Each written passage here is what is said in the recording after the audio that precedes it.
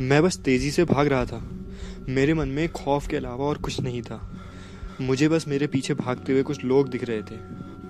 मेरे मन में बस ये चल रहा था कि ये लोग मेरा पीछा क्यों कर रहे हैं, ये सब क्या हो रहा है, मैं इस गांव में कैसे आया, ये सब क्या है, ये सब लोग मेरा पीछा क्यों कर रहे हैं, मैं क्यों भाग रहा हूँ। इससे पहले मैं कुछ समझ पाता, मेरे मन में बस एक आवाज़ आई कि भाग, जान बचानी है तो भाग।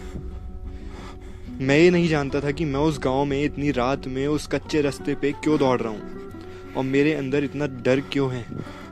मैं बस भागते जा रहा था और वो सब मेरे पीछे आ रहे थे। किसी के हाथ में लाठी थी तो किसी के पास चाकू। वो बस मेरे पीछे भागते जा रहे थे।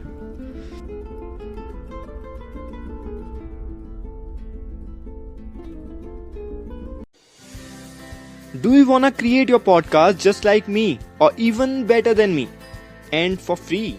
There's a tool which can allow you to record and edit your podcast right from your phone or computer. It will distribute your podcast for you on the most beloved platforms like Spotify and Apple Podcasts.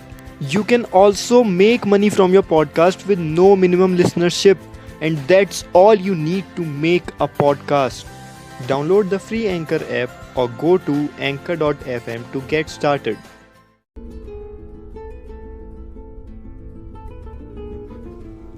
मैं बस दौड़ते हुए पीछे देखते हुए भाग रहा था कि मेरे पैर से एक पत्थर टकराया और मैं गिर गया वहां पे। वो लोग मेरे पास आकर मेरे चारों ओर खड़े हो गए, मुझे मारना शुरू किया। उन्होंने मेरी छाती में एक चाकू घोंप दिया। मेरे पेट में वो लाते मार रहे थे, वो मुझे मारते जा रहे थे, पर मेरे अंदर खौफ बढ़ते जा रहा था। मैं कुछ समझ नहीं पा रहा था, पर मुझे कुछ महसूस नहीं हो रहा था। मेरे दिल के अंदर एक चाकू था, मेरे पूरे शरीर में बस खून था, मैं पूरा लथपथ था खून से। हर जगह बस घाव ही घाव थे और मुझे कुछ महसूस नहीं हो रहा था, जैसे मेरा बदन पूरा नम हो गया हो। तभी किसी ने फुटबॉल की तरह मेरे सर पे एक किक मारी और मेरी आंखें बंद हो गई, जैसे मैं बेहोश हो गया हूं।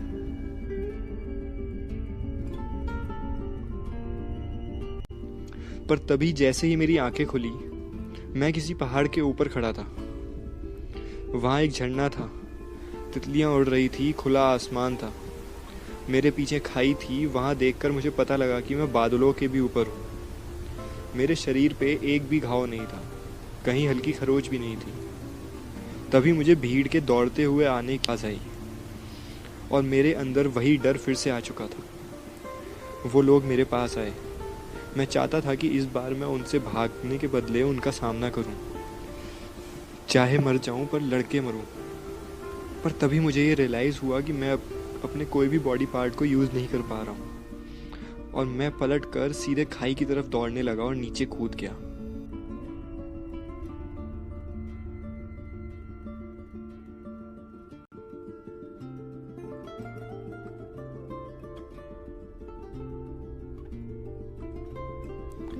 हवा में खाई से गिरते हुए मेरा खौफ बढ़कर इस अंजाम में पहुंच गया था कि मुझे बचने की कोई उम्मीद तक नहीं थी और नीचे गिरते गिरते मैं अपनी ज़िंदगी का सबसे हसीन नज़ारा देख रहा था। एक बहुत बड़ी घाटी के बीच में एक छोटा सा गांव। ये कहीं वो ही गांव तो नहीं जिसमें मैं अभी था। मैं वहां से यहाँ कैसे आया, मैं उस गांव में कैसे आया, मैं कौन हूँ, ये सब क्या हो रहा है, मैं बस गिरते ही क्यों जा रहा हूँ, ये सब क्या है। मुझे कुछ समझ नहीं आ रहा था। मेरे दिल में चाकू मारा गया था, मेरे पूरे शरीर की हर हड्डी टूट चुकी थी, पर मैं होश में था।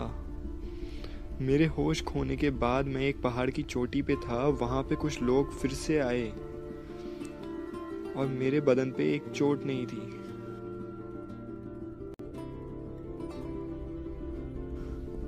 मैं अपने पूरी बॉडी को कंट्रोल तक नहीं कर पा रहा था और तभी मैं खाई से कूदा, पर अब मैं नीचे नहीं गिर पा रहा हूँ। शायद ये आसमान ही मुझे अपने पास बुला रहा है। पर तभी पहाड़ी के ऊपर से किसी ने कोई एक बड़ा सा पत्थर फेंक दिया जो सीधे मेरे सर पे गिरा और मेरी आंखें बंद होते ही मैं एक आलीशान से कमरे में अपने बड़े से बिस्तर पे लेटा हुआ था। मेरे बिस्तर से उतरते ही मेरे पैर जैसे ही ज़मीन को छूते, इससे पहले मेरे पैरों में एक नौकर ने एक मखमली चप्पल लाके रख दी।